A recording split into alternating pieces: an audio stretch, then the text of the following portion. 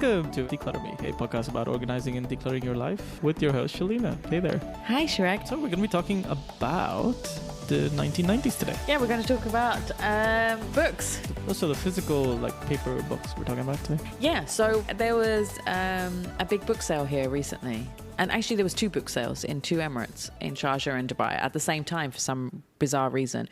And a lot of clients went out and bought lots of books. I remember seeing Instagram stories of people literally pushing shopping cart full of books all over the place. Yeah, it was like this big warehouse or something. It's right? huge. It was a studio. It was actual studio, and they put it into this massive studio. I've recently gone from being a big Kindle reader to going back to the physical books. I had a background in working for a book club company and working in publishing for a few years. I've grown up with books a lot and read a lot of books, and I had missed the feeling of having books in my hands. So I went to the sale and I did buy a few books and I actually think that two of the books I shouldn't have bought because, they're coffee table books. And I'm like, what am I going to do with these coffee table books except have them look pretty in my house? No, I mean, it's funny that you say that because I didn't go to that book sale because I do a lot of my reading now. It's either an ebook or actually I just read a lot of stuff online.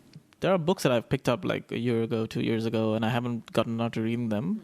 And so it was primarily going well, I'll go there, I'll see a good sale, I'll pick up more books. And I'm like, I have to find a place to put them.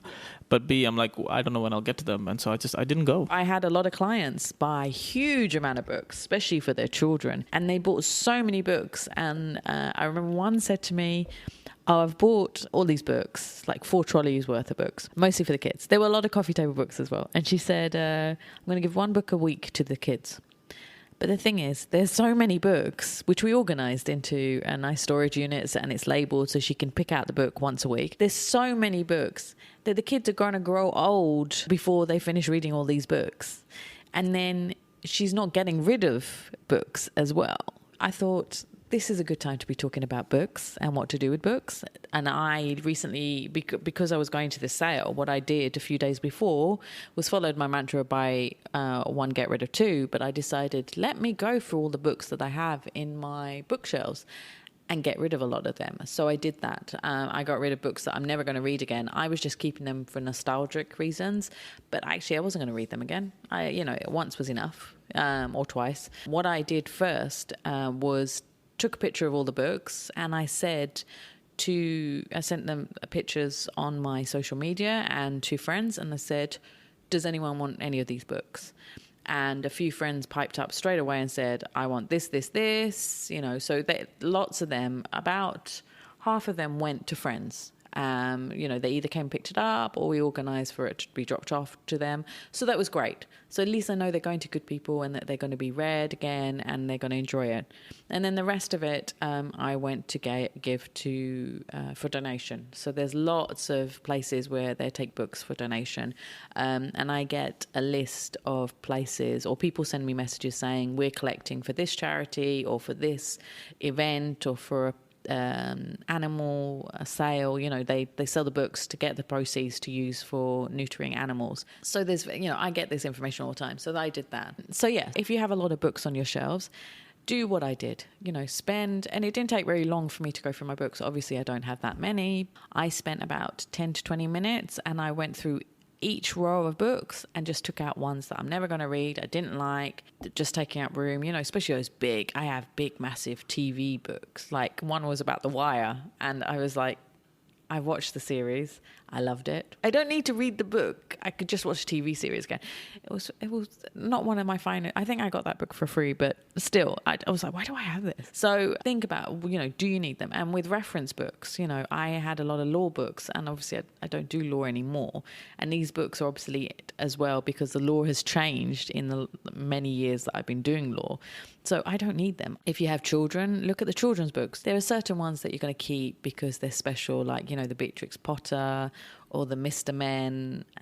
Those are lovely, especially if you get them in box sets. And also keep the sentimental books. So there's the books that your favourite books of all time. Like my favourite book of all time is A Suitable Boy, and I've got a special box set of it, which means a huge amount to me, and that's never going to go anywhere except with me wherever I live. Or even a signed edition of something, perhaps. Maybe if it's so much, like it means so much to you because you went, you found the author, you got him to sign it or her to sign it or something like that, and those, then they have a different value as well. Well, funnily enough, I had that. I had one author, and he at the Emirates Lit Fest, and I was going through the books, and he had signed 3 different books for me, which is very, unusual to get. I think we'd ended up chatting away, and I just had the books, and he just kept on signing while he was talking to me. But I didn't want the books anymore, and I thought, what shall I do? And then I went, I will give it to friends. I don't mind that it's signed.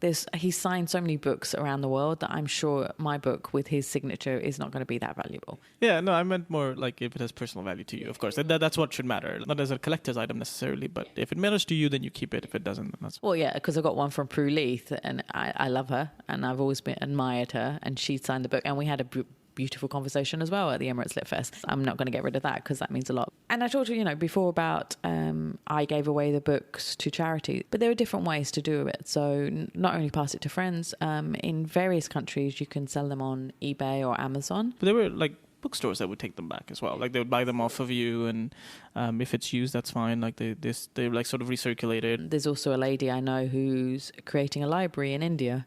And she's said, if you have any books, especially children's books, send them to me. So I just go to our place and drop them off, and she'll then ship them to India. I mean, there's a scheme in the UK, which is brilliant. I'm sure they have it in various other countries, where there's an app and you can scan the books, send it to the company. They send you a box or a packet, a jiffy bag, and you send the books to them, and then they sell it, and then you get proceeds from that. So that's quite a simple way to do it. Or you can do it yourself from Amazon as well. And then there's lots of these mobile libraries popping up everywhere. We saw it on the beach the other day.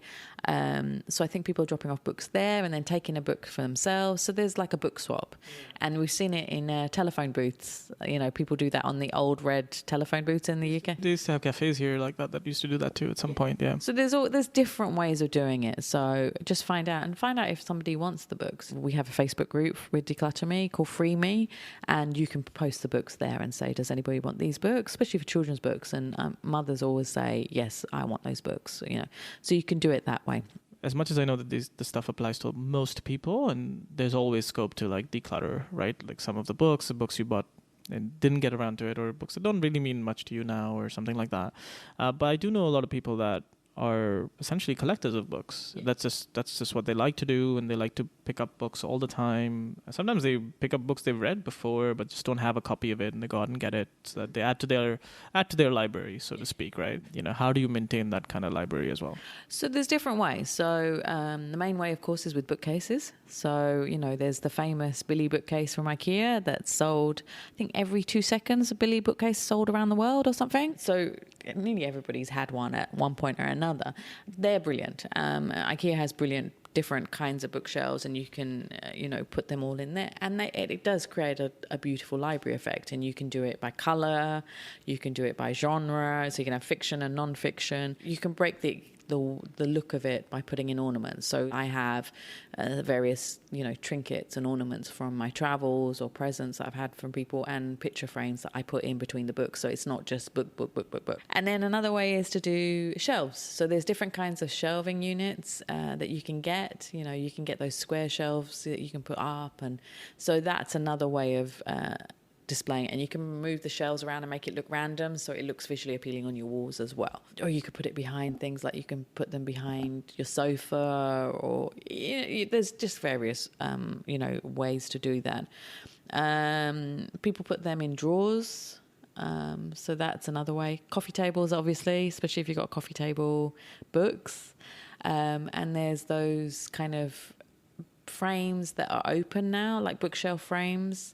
People put books there, and it looks like something from Pinterest. That's another way to do it. For older books and precious books that you have, those first editions, those Charles Dickens type of old books, keep them safe. So keep them in a glass cabinet away from the sun, and you don't want to devalue them. Of course, if you do touch them, you use gloves, special gloves that you can get for them.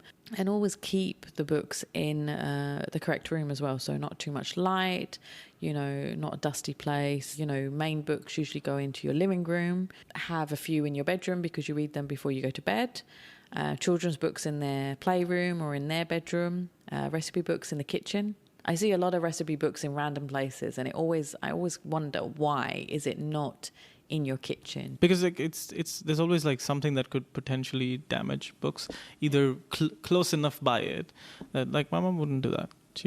So all her books are in her bedroom, and she'll only pull out the books when she needs it, come out, use it. Like but it's more of a preservation thing than anything else. Yeah. But yeah, if you have the room, you could put them in there. So that's about the organizing bit. And another thing I have to talk about as well is people get books as presents, which is great, except, I think buying books is a personal thing. A lot of the time, like, we all have our own taste. It's like music. We have our taste. What I find is that, and especially in this region, when we're decluttering books, people like writing notes or messages in the book as part of the present, which then makes it very, very difficult to donate those books because it's got a very personal message inside it. If you want to do something like that, put it on a piece of card or writing paper, so that they can then donate that book later if they don't like the book or if they don't have any sentimental connection to it afterwards. Because it is an issue then. I have to then sometimes tear out the front page, and it's a bigger issue if they've written on the cover. I mean, I would include the caveat here, of course, that if you absolutely know that the person you're gifting really wants that book, and it's that, then go ahead, of course, because they'll keep it. But if you're just gifting, if your idea is to gift a book, I agree with you. Put it on a sticky card or something, and then put it on there so that they get to keep the message, even if they decide to donate the book down the road. Exactly. And they don't feel then obligated to keep this book, because that adds to the clutter. So these are my tips about what to do with books, and hopefully that will help people to declutter and organize their books. Excellent. Well, as always, you can find out more information about the show and show notes, all our previous episodes, by visiting declutterme.com/podcast. And you can always contact Shelina by reaching out to declutterme.com/contact or looking for Declutter Me on various social media handles. And they can always send me a private message if they need help or advice on decluttering and organizing, especially their book. Well, we'll see you next week. Bye.